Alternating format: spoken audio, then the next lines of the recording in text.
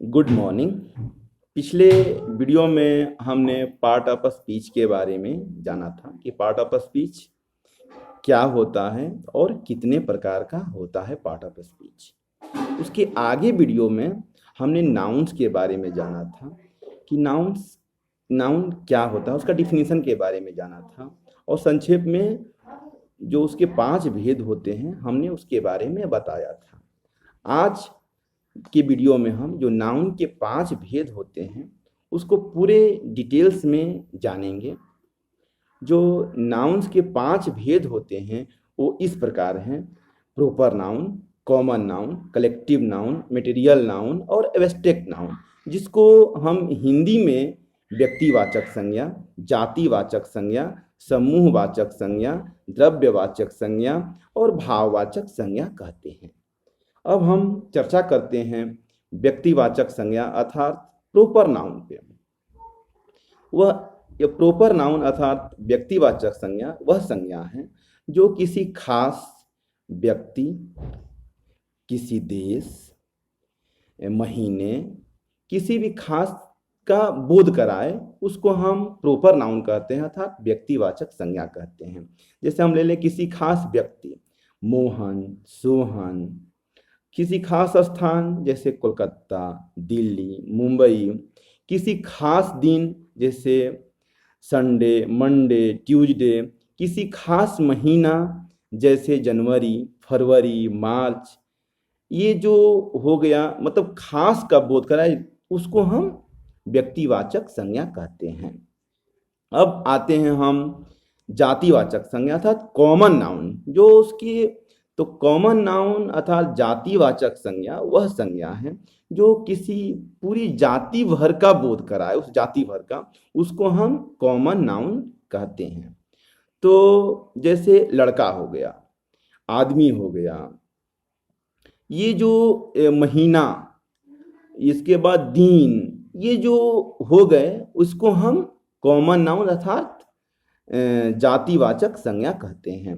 अब हम बात यहाँ करते हैं कि प्रॉपर नाउन और कॉमन नाउन दोनों में अंतर क्या है, अर्थात जातिवाचक संज्ञा और व्यक्तिवाचक संज्ञा में क्या अंतर है। तो व्यक्ति मतलब व्यक्ति और जाति में यही अंतर है कि किसी खास व्यक्ति का बोध कराए तो वह व्यक्तिवाचक हो गया और पूरी जाति का बोध कराए तो वह जातिवाचक संज्ञा हो गया। अर्थात अब हम उदाहरण लेते हैं मोहन। तो मोहन एक आदमी का भी नाम हो सकता, आदमी का नाम है या लड़के का भी नाम हो सकता है।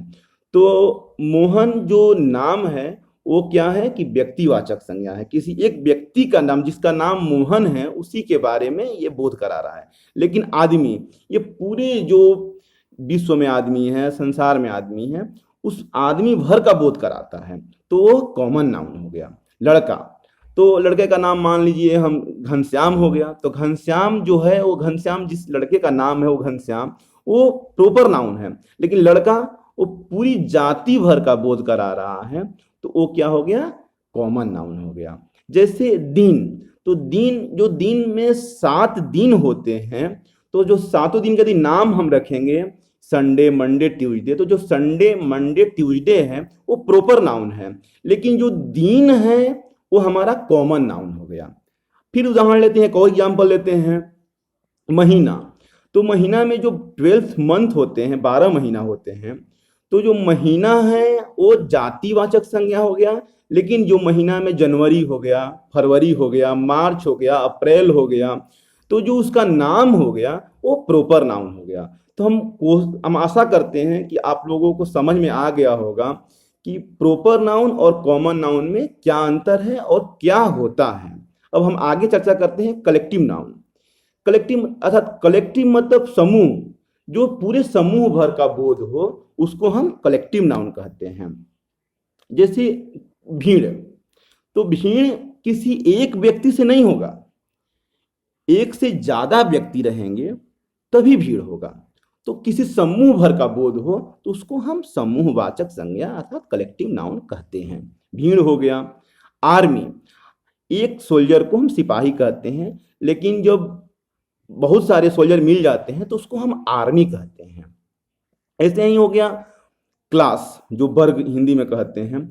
तो 9th क्लास 10th क्लास, तो वर्ग हो गया, तो पूरे समूह भर का बोध करा रहा है वर्ग। तो जो ऐसी संज्ञा जिसको पूरी समूह भर का बोध कराए उसको हम समूहवाचक संज्ञा कहते हैं। अब आगे हम बात करते हैं मटेरियल नाउन पे, अर्थात द्रव्यवाचक या पदार्थवाचक संज्ञा। यह वह संज्ञा है जिसको हम काउंट ना कर सकें। इसको तौला जा सकता है या मेजरमेंट लीटर में मापा जा सकता है, जैसे दूध हो गया, डीजल हो गया, पेट्रोल हो गया, गेहूं, चावल। ये जो इसको हम क्या है कि काउंट नहीं कर सकते हैं, इसको हम वेट कर सकते हैं या इसको हम लीटर में मेजरमेंट कर सकते हैं, तो इसको हम मटेरियल नाउन अर्थात द्रव्यवाचक संज्ञा कहते हैं। एक आगे आता है एब्स्ट्रैक्ट नाउन। यह वह नाउन होता है जो दिखता नहीं है, महसूस करना पड़ता है, महसूस कर सकते हैं सामने वाले की। वो क्या है, जैसे उदाहरण में लेते हैं ईमानदारी हो गया। ईमानदारी दिखता नहीं है, ये महसूस है कि ये ईमानदार व्यक्ति है, ईमानदारी हो गया, खुशी हो गया, प्यार हो गया, ये जो है वो इसको हम एब्स्ट्रैक्ट नाउन कहते हैं।